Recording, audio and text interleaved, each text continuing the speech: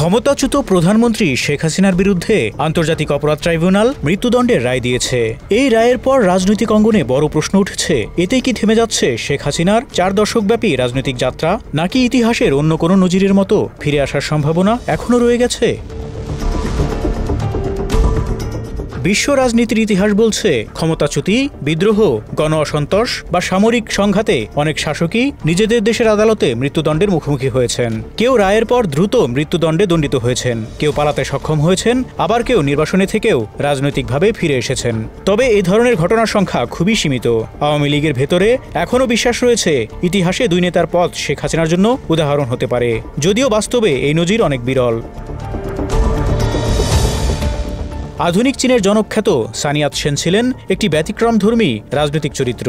পশ্চিমা রাজনৈতিক চিন্তায় অনুপ্রাণিত হয়ে তিনি সামন্তবাদী কিং সাম্রাজ্যের বিরুদ্ধে আধুনিক চীন গড়ার স্বপ্ন দেখেছিলেন।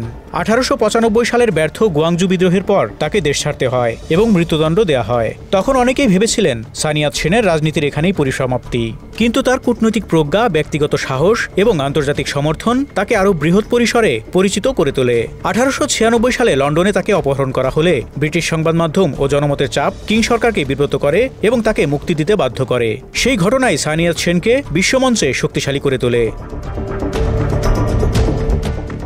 সান বিভিন্ন মহাদেশে চীনা অভিবাসীদের সংগঠিত করেন, বিপ্লবের জন্য অর্থ ও সমর্থন জোগাড় করেন এবং শেষ পর্যন্ত 1911 সালের বিপ্লবে কিং সাম্রাজ্যের পতন হলে চীনা প্রজাতন্ত্রের প্রথম অস্থায়ী রাষ্ট্রপতি হন। মৃত্যুদণ্ডের আদেশ তার উত্থান থামাতে পারেনি, বরং তাকে আরও ঐতিহাসিক গুরুত্ব দিয়েছে এবং আধুনিক চীনের স্থপতি হিসেবে প্রতিষ্ঠিত করেছে।